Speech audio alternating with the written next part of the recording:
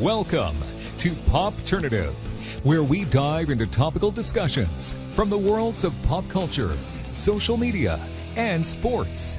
Here is your host, Peter Remoliotis, aka PD Beats. Hello and welcome to the Popternative podcast. This is the podcast where we have digital discussions from the worlds of social media, sports, and pop culture. And I'm just going to quickly introduce our guests. You know, we live in a world where there's a lot of binge watching of TV shows because there's so much content available for all of us. And we're actually speaking to someone who is a co-creator of a show that season 2 of Netflix is going to be launching. We are speaking to the co-creator of F is for Family. He's also an co-executive producer and writer of The Simpsons. Michael Price is with us. Michael, welcome to Popternative. Hey, Peter, how are you? Really happy to be here. No problem. Thank you for coming on the show. I know you're a very busy guy. I understand that season 2 of F is for Family it actually drops finally for everyone who was waiting on Tuesday. Tuesday, May 30th, actually, to be technically accurate, midnight on Monday night, the 29th, like Monday night into Tuesday morning at midnight California time. So they'll start coming out. All 10 episodes will be out on Netflix at that time. Great. Well, we're really, really looking forward to that. And, last time we... Like I said, because we didn't know what was going to happen with season 2 of F is for Family, correct? So basically what ended up happening was season 1 dropped, we all watched it, we loved it, but we didn't know if there was going to be a season 2. So we didn't.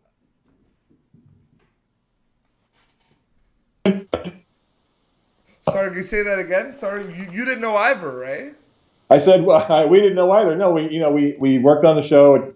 It came out in December of 2015, and we hoped that it would go over with people, and we were so very happy that we got a good response. And but then it took us a couple of months for Netflix to pick us up and to get us going again. So we started working on season 2 around March of 2016, and we finished it. We finished all the episodes about a month ago.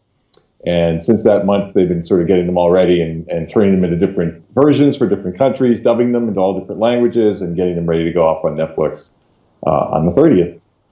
Great. Well, that's very interesting too, because you have a lot of experience with animated shows, and this is obviously an animated show more for adults. How did that all start with you and Bill Burr teaming up for a show?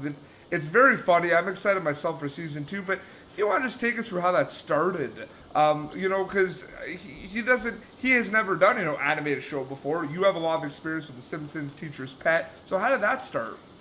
Well, it started with Bill, of course. Bill, in his stand-up act for many, many years, has done material talking about his family situation growing up, his dad, his volatile dad, and what it was like being a kid growing up in the 70s. And he always wanted to find some way to turn that into something else. And he had the idea to make it, originally his idea was to sort of make just very small animated shorts that he could put on his website. And as he talks about it, he says like he never really got around to doing anything about it. But a couple of years ago, he was having a meeting with Vince Vaughn's production company, which is called Wild West Productions, with Vince and with Peter Billingsley, who runs the production company for Vince. And he mentioned this idea, and it just so happened that they were very much interested in trying to develop an animated series for television.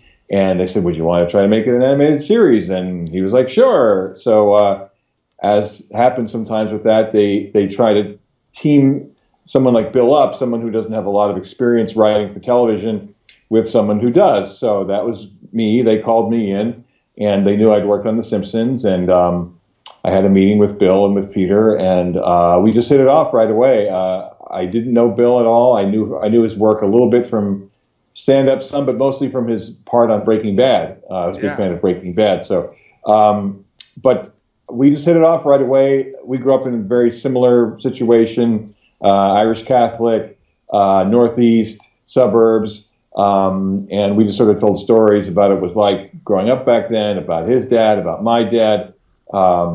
and my family, my neighborhood, and what it was like being a kid in those days when you basically, your mom just said, go out and play, and we'll see you when the lights come on. And we really had a lot of fun laughing about that, and we got along pretty well. And so we decided to work on the project together, and it took a little bit of time because Bill would go off and go on the road to his stand-up act on tour. I do a little bit of work. We get together every couple of weeks and share what we were working on. And we eventually worked with the idea together with the characters and where it was taking place and what the people were. And we took it around and we pitched it a couple of places. And one place we pitched it to was Cartoon Network for their Adult Swim. And they liked it enough to commission us to write a pilot script, which we did. But then they read the pilot script and they were kind of like, well, this is really funny, but maybe it's not quite for our audience of 1973. So they let us have it back. And Vince Vaughn has always been our really passionate champion behind the idea.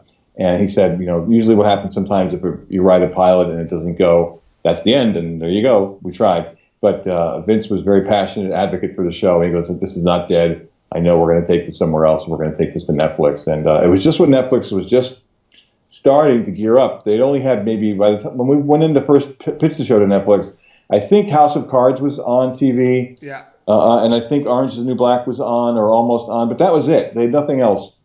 And that show called Lillehammer with Steve Van Zandt from The Sopranos about the mobster living in Norway. Those are the only shows they had. And so they went with us, and we were lucky they did and very happy they did. And we started working on writing the show in the fall of 2014, and it took that long to make it, and it came out at Christmas time of 2015.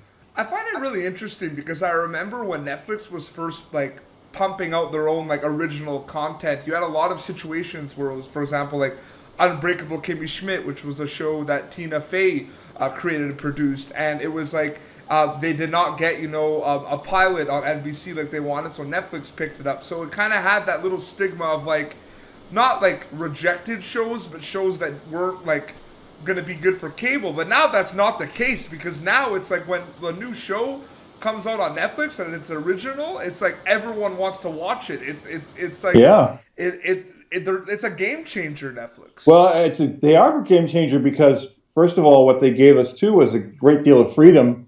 Because it was on Netflix, because it wasn't commercial TV, we were able to push the boundaries of things. We were able to have the characters use 4-letter words and talk. The way I feel, it's not just we're just having people swear because it's fun to get away with saying F words, but because because our show, we see it as, even though it's an animated show, we don't see it as a cartoon per se. We see it as an animated comedy, but where the characters we treat them as real people, and they behave the way real people behave, and they say things that real people say, and they do things that real people do, and the way kids are with each other, and the way sometimes angry dads get angry with their family. So it was a huge amount of freedom for us to do that. And the second thing they did, which really goes into their business model of binging, is to really, very strongly suggest that we follow the storytelling mode of serializing the episodes, so that one episode leads into the next, into the next, into the next. Because they want you to sort of turn it on, watch it, and then when the next one comes on, oh yeah, I got to see the next one, I got to see the next one, got to see the next one. So we weren't originally planning to do the show that way. We were going to try to do it sort of more like the way a Simpsons type is, where each episode stands on its own. But because we were on Netflix, they said, we'd like you to try the serialized version. And now we can't imagine the show not that way. It just made it, for me and I think for everyone else involved, it was the perfect marriage of the kind of show we wanted to do, the kind of characters we wanted to do, and the network. So we're so happy we're at Netflix. Speaking of The Simpsons. It's Homer. I mean, what's there to say about Simpsons? If you talk about, iconic shows, whether it's animated or whether it's non-animated, there's not that many shows that I think of, when I think of iconic. I think of The Simpsons, I think of Seinfeld, I think of South Park, but what do you think? Because there's so many different elements about Simpsons that has made it such an iconic show. For you, what do you think, hits it home for viewers that watch Simpsons over the years? Is it the characters? Is it the jokes? Like, what do you, from your perspective? I feels like it's all those things. You know, I mean, I wasn't around when the Simpsons started, so I wasn't there in the room. But what I understand from what I've been told, you know, it's a perfect combination of three incredible talents and sensibility. So of course it all started with Matt Groening and his drawings and his sensibility, a very funny sensibility, honed as a comic strip artist, an underground comic strip artist with his comic strip Life in Hell, and married with Jim Zell Brooks, you know, who has created some of the greatest television and movies of all time, broadcast news, Terms of Endearment, Mary Tyler Moore Show, Taxi. You can go on and on, you know. So, but the hallmark, I think, of his work has been a humor that's based in character and based in an empathy for character and dealing with emotions, you know, in a very fun way, an interesting way, but a way that makes you identify with and root for the characters.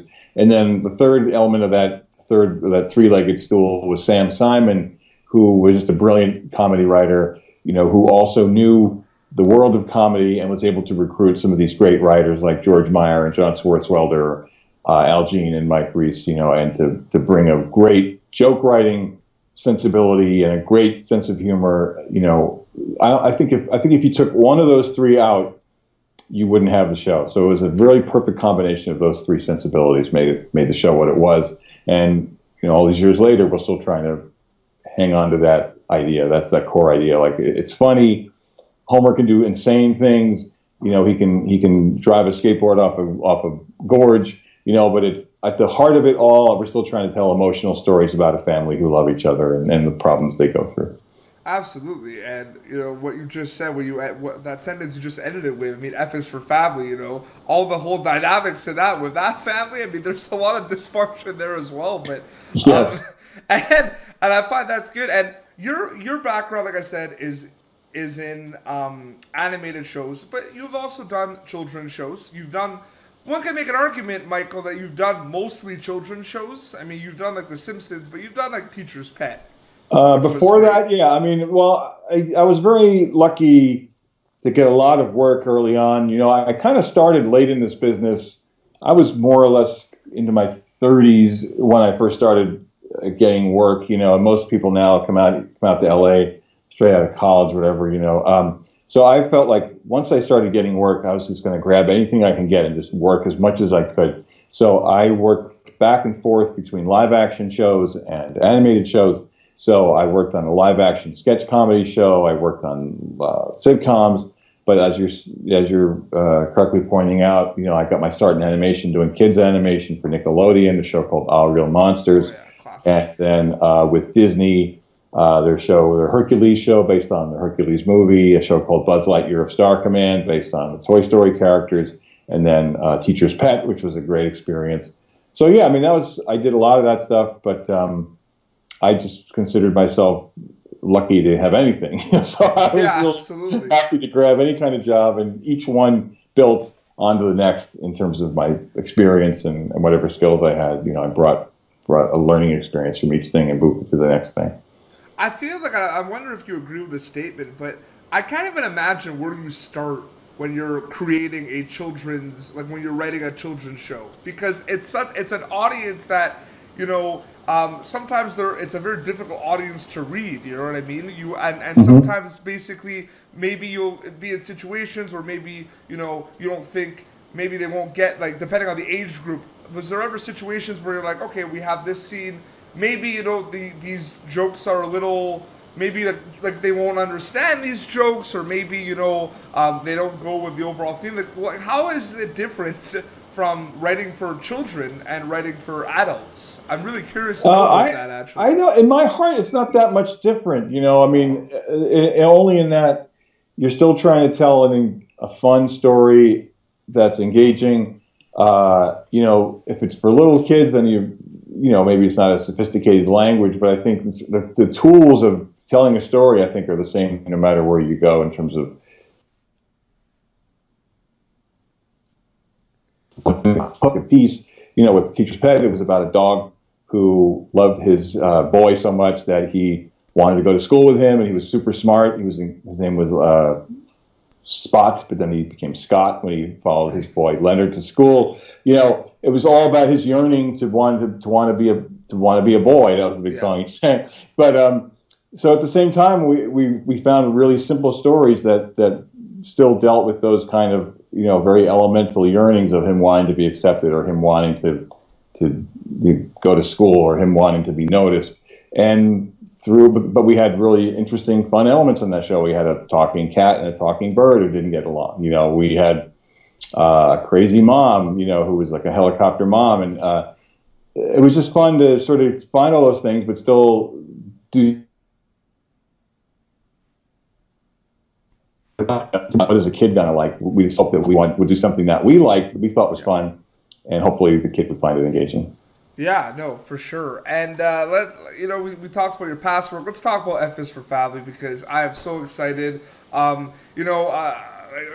talked to you a few times, before we did this show, but like one of my favorite part of a show is when, and I think like F is for Family, it really hit home with a lot of things, and there was a lot of things that happened with a lot of the characters that I really, it really spoke to me. For example, related to me, like Kevin, is really into a lot of this prog metal rock music, and he's going to see a band, Shires of Frodo, but then you find out that that's like the opening act for a big rock show, and that was set up. I thought that was brilliant, and it was like, I remember going to punk rock shows, when I was younger, and wanting to go for like the first, newer band, and then we didn't really care as much about the headliners. So I thought that was like, that's brilliant. Well, thank you.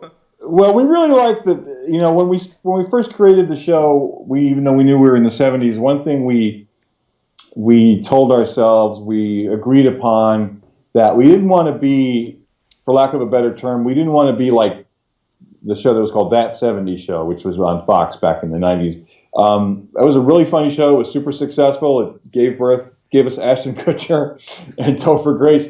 But that felt like a show where like they were like really leaning so heavily into the '70s stuff, where it was all lava lamps and puka shell necklaces and all that stuff. And we just wanted to sort of be an observed look at that time, and that's one reason why we deliberately chose to take place in the early '70s, where it was not sort of a hey, have a great day, mellow yellow kind of time. It was a very gritty time.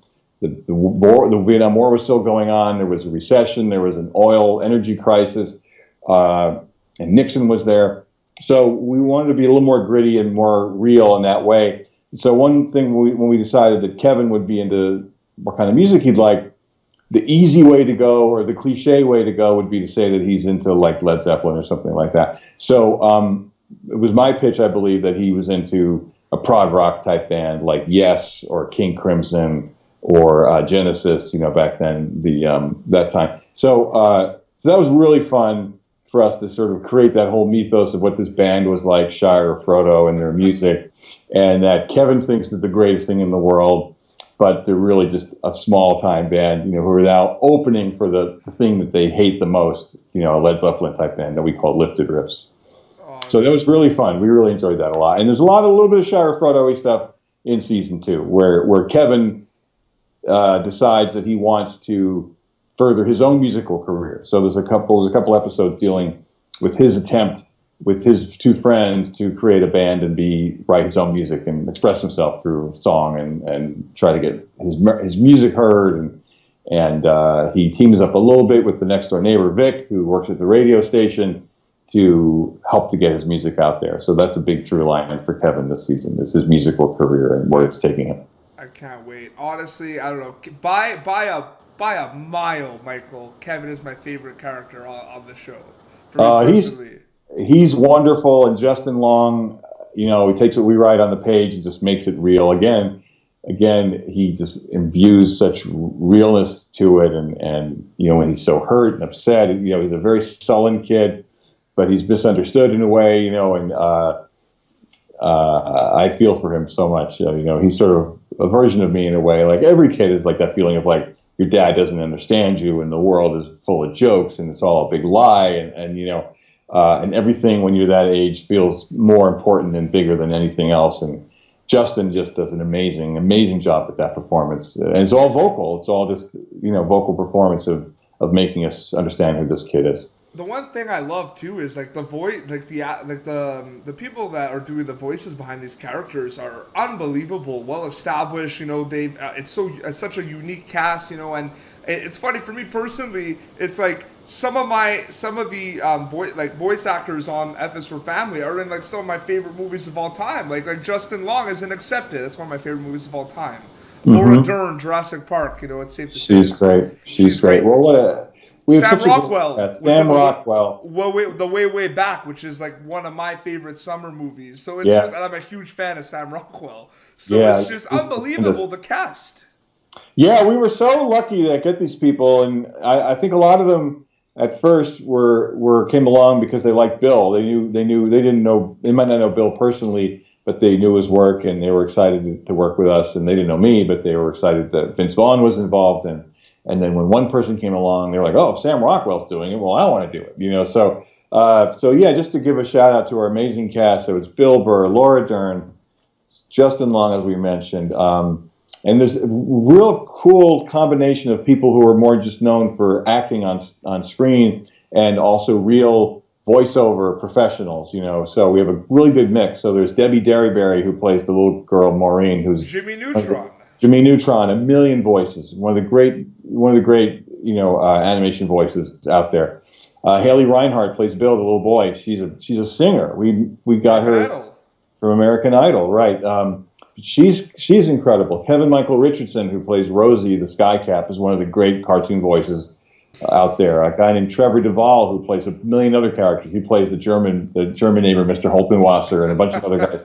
He's an amazing cartoon voice. But then we have great comedians like Dave Koechner, Kevin Farley. We have John DiMaggio, who's Bender on Futurama, joining us this season. T.J. Miller is in it this year. No way, T.J. Miller's in it this year? Absolutely is, yeah. Silicon Valley is like one of my favorite shows on TV right now. Yeah, it's awesome. He's great. He's not a huge character, but he's in it quite a few episodes. Allison Janney, Michael Kenneth Williams, Omar from The Wire, our show. We're just so happy and so lucky to get these people who, it's great. Voice acting is a great gig because you show up for an hour or whatever, you get, and then you're done. You're not like on location filming a movie or something like that. So I hope Phil Hendry, Mo Collins, just the list of people just goes on and on. They're all tremendous. They're all so funny, and they all make our scripts like 1,000 times better. Than Any Simpsons overlap? Like anyone that was like worked on the Simpsons? Well, Kevin Michael Richardson has been on the Simpsons a number of times, okay. And there's also a great guy named Chris Edgerly who is a voice actor on the Simpsons who has a couple of parts in the show too. Aside from that, no. One of our writers, Mark Wilmore, was a writer on The Simpsons for many years, so he joined us this past season too. So, and I think The Simpsons just sort of trained me to think in this way, to how to structure a script, how to structure a joke. Without working on The Simpsons for 15 years, there's no way I'd be able to, run this show. So, and I'm very, very grateful to them for letting me take some time away from The Simpsons to go off for a month or two, or a couple of months, and work on the show, and then come back. Great. Well, Michael, we're gonna wrap up, but like I just thank you so much for coming on the show, and it's like an exciting time. Season 2, everyone's pumped. The only downfall is what we talked about. We're gonna watch the 10 episodes and then it's over, and we're gonna be like, hey, more. Where's season 3? I know that's the way I feel when I watch stuff on Netflix. I mean, as myself personally, I'm like, God, people, get off my back, because they see people on Twitter like, where is it? And I'm happy that they like the show, but it's like, it takes time to make these things. And then I get into a show myself, like Stranger Things, and I was like, well, I want to see the next season of Stranger Things, like today, So that's the blessing and the curse of Netflix, but it's great. I'm so happy that we're there, and I'm very excited to keep working with them. And there not a day goes by, Michael, but you don't think to yourself, like, you have the ability, you make us all laugh, year after year with all the, like, and I say thank you for being involved with these unbelievable characters that we look forward to.